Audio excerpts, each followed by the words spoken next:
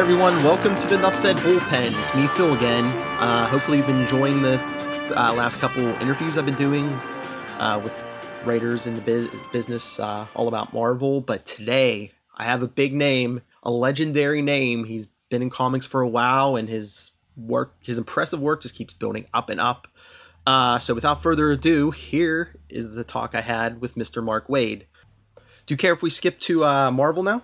No, be my guest. Okay. Well, first of all, I have to talk about Captain America, and I loved your run, which is really high praise because I was such a huge fan of Mark Grunwald, and I was just like, oh, I hope this, I loved your Flash work, and I'm just like, oh, I hope Captain America is good, and you just knocked it out of the park. It was just, you honored what came before, but you added your own spin, because before, in Grunwald's run, he faced a lot of even supervillains. They're more down to earth. I mean, you had him fighting Skrulls and Nightmare and Korvac.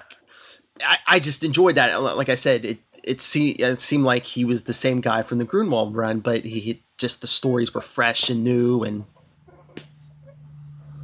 well, thank you. That's a compliment, because Grunwald was the guy. I mean, he was not only did he write Captain America for such a long time, but he was just such a sweet and charming and generous man. I mean, one of the things he did when I took over the book is rather than be petulant or pissy about it, I mean, in fact, he sat down with me and gave me all his notes about the characters, all his notes about the supporting characters and the villains and stuff, and anything I could use there, I was welcome to. And it was just really a good handoff to him, from him rather. And so, we came aboard. I couldn't have done it without Ron Garney, that's for sure, without the artist Ron Garney. But yeah, we were able to kick ass on those first 11 issues, and then, the book was taken away from us to be part of the Heroes Reborn thing where Image Comics got the books for a year, and then it was given back to us. And I don't, I'm not sure our second run was quite as good as our first run, because the first time we did it, no one expected it. Everybody sort of expected it to sort of die off, and so we went in there and we gave it all we got. We gave it all we had with the second run too, but I don't know that it didn't sort of run out of gas about 16, 17 issues in. I probably overstayed my welcome by 4 or 5 issues, but I'm still proud of what we did.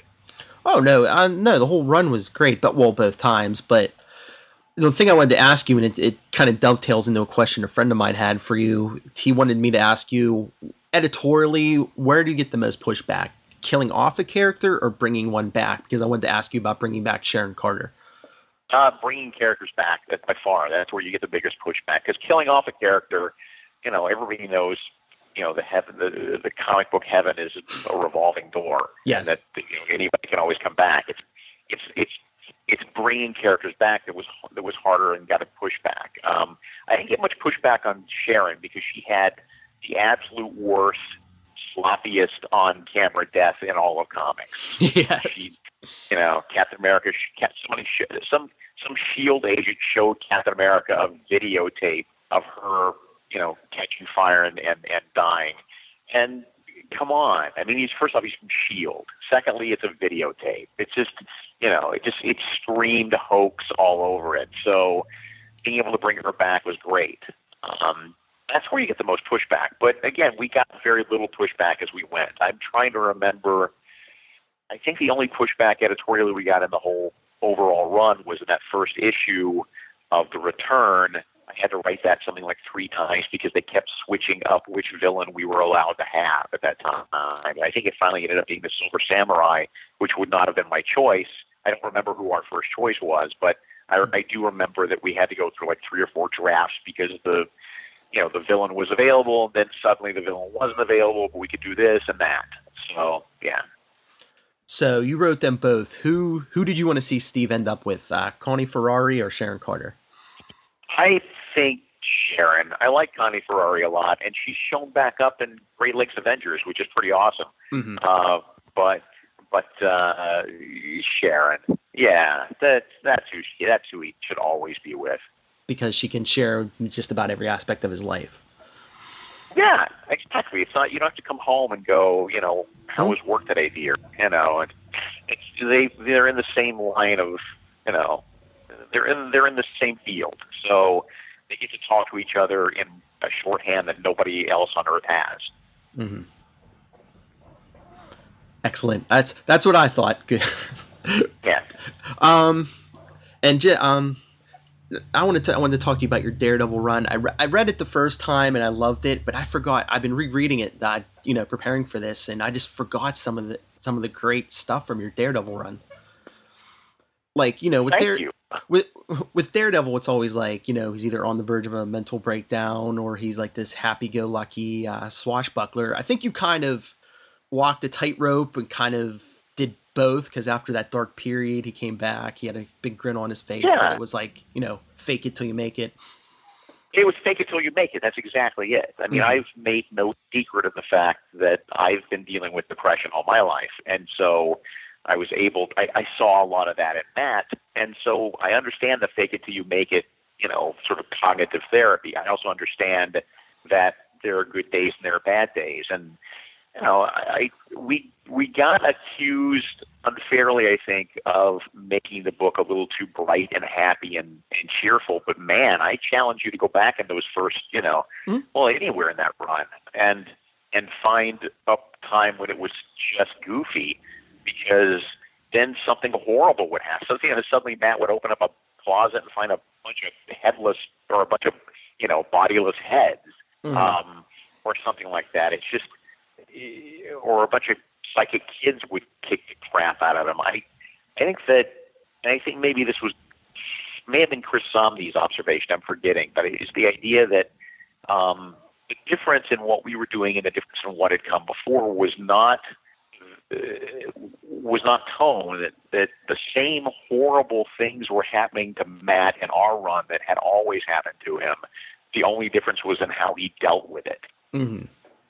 Well, yeah, the previous run, it got pretty dark. I don't know how much darker you could have gotten and still honored, Daredevil's, And that's not my wheelhouse. I mean, when they called me up, when Steve Wecker called me up and asked me to do the book, I said, look, I appreciate and respect everything that's come before, but the only way I can do it is to make it more of a superhero comic, because it's been very dark and cynical, and those are two things that I don't enjoy writing very much, and I don't do well. And if that's what you're looking for, I respect that. You should find somebody else who's better at that. But they were willing to roll the dice, and it could have gone really horribly. It could have gone really horribly if Paulo Rivera hadn't drawn that first issue. He's a master. It had just gone to, just some third-string artist kid who did, who this was his first job or whatever. We would have tanked, because we would have just been accused of not understanding Daredevil and look at what we're doing. It's a travesty and blah, blah, blah. But Paulo gave us a lot of credibility. Yeah, and I just, like, with storytellers like you, and even that's what I liked about Mark Gruenwald's Captain America run, is like you threw in like those little details, like like the life of a blind man, even blind as Matt Murdock is, just the little stuff like as American currency gets harder and harder to counterfeit, it was harder for him to read it with his fingertips. And right, that's what fascinated me about Matt. One of the things that really fascinates me about Matt is that he's the only superhero I can think of whose superpowers are becoming less impressive with every decade. Mm-hmm. When he was first created, he was reading newsprint with his fingerprint because of the raised impressions of the ink. Well, guess what? We don't print things like that anymore. Or he would be able to, look at use his radar sense to see this or see that. But now we do everything on screens, on our phones and on our tablets and stuff. And to Matt, that's just a block of something. He can't read a screen. So I had a lot of fun, like really thinking very hard about what it would be like to be Matt Murdock, and with his skill set and his powers and his limitations. That when I was writing the book, there wasn't a day that that went by that I wasn't someplace, whether it was a mall or a park or wherever, where I didn't ask myself, what would Matt Murdock's impression of this be? What would this look like through Matt's eyes? Mm-hmm. Interesting. And like, when Bendis was on the book, he kind of opened the door on the whole secret identity getting out thing, but I mean, you just kicked it wide open. I figured, you know what? There's two ways to play it. There's trying to put the genie back in the bottle, or there's just running with it. And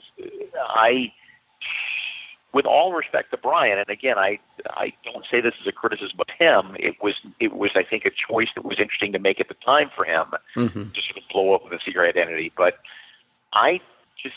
it never sat well with me that Daredevil, Matt Murdock, an attorney, would stand in front of a bunch of people and say, "I'm not Daredevil," and just flat out lie to them. I mean, it's a tricky line in superhero comics, the secret identity, right? Yes. Because you don't want your, you understand the need for it because people want to protect their loved ones and their friends from vengeance, but at the same time, it can be perceived as keeping a secret or lying to the people around you. And you don't want that from characters you want to look up for. And what I finally decided was, I think the way to boil it down was, there is a difference between privacy and secrecy, right? So that's how I square the circle of the ethics of a secret identity. What Brian did was he just had Matt come out and lie to everybody flat out. I'm not there, I'm not Daredevil, and that just rubbed me the wrong way. And again, like I said, there's not an attack on Brian at all. It was everybody's allowed to make their own choices, but that just rubbed me the wrong way. And I would rather embrace the fact that people knew he was Daredevil, or as I put it, in this 24-hour news cycle where so many things have happened since the reveal, that a third of New York knew he was Daredevil, a third of New York thought it was some sort of weird hoax, and a third of New York didn't care, and they'd forgotten. So it wasn't like it wasn't like everywhere he went, people would just call him Daredevil. It was a little thing to play with. And then, of course, that came to a head at the end of our first run, where Matt does exactly the opposite, and on the stand tells an entire court, "Yes, I'm Daredevil." And once that happened, I have to know, the 3-piece red suit, was that your idea or the artist's idea? That was the artist's idea. That was Zombie's idea. That was great. Yeah. I don't think we could have run with it for any length of time, but man, I loved it because we knew it was only going to be for a couple, 3 issues. And I love that suit. It was very much a nod to Will Eisner's The Spirit, and I just loved it. He just looked like a devil also, like he was going to come and try to get you to trade your soul or something. Yeah, he's not only told you that he's Daredevil, he's going to rub it in your face that he's Daredevil. Yeah. Okay, since we're almost running out of time, I have to ask you one last thing, or my friend Charlie will never forgive me. We enjoyed your all different Avengers run and the current Avengers run. I don't know how much you want to how much you can reveal about that, but just the whole Kang thing, it's like, what's going on? Thanks. Oh, man, I love Kang. I mean, I love Kang like I love Abracadabra. So, it's as a matter of fact, I'm writing issue 4 today, and it's really an exploration of, it's all from Kang's point of view, and it's very much an exploration of who he is and why he does what he does and how his empire works. I mean, the trick with Kang that editor Tom Brevoort mentioned to me the other day was that Kang loves conquering. Ruling, not so much. He's got to have lieutenants. He's got to have trusted consigliaries throughout the cosmos, throughout time, to run various parts of his empire, and make it all run smoothly, so that the end result is he has all of the technology and all of the weaponry and all of the things he needs to continue conquering. So that's what we're sort of delving into with issues 4, 5, and 6, which is the finale of the Kang stuff. And you'll be seeing not only the Avengers that we have seen in issue 1, but you're also going to see a bunch more familiar faces as that story progresses. Oh, current day or like time traveling? Right, time traveling. Oh, yeah. Nice. But I like that idea of like Kang is like a time traveling crime boss. Right. He doesn't, like I said, he conquers, Mm-hmm. but he doesn't stick around. If he stuck around, he'd be 2 million years old. You know, he's good at conquering, not so much at ruling. So he's good at the approach, but not good at the follow through. So he has other people doing the follow through for him. And so he's like the crime boss of all time and space. All right. Well, since we're limited on time, I guess that's it. Would you like to promote anything you're doing right now, or social media, anything? You can find me, Mark, at Mark Waid on Twitter, just railing about politics and comics. And Mark Waid on Facebook. We've got a webpage, markwaid.com. And I appreciate your talking about Avengers. I'm very happy with what we're doing with Champions, with Humberto Ramos as the sort of kid version of the Avengers, with the younger versions of the characters, the Ms. Marvel and Totally Awesome Hulk and Vision and characters like that. Black Widow with me and Chris Somney is still going strong. And my favorite assignment right now is still Archie.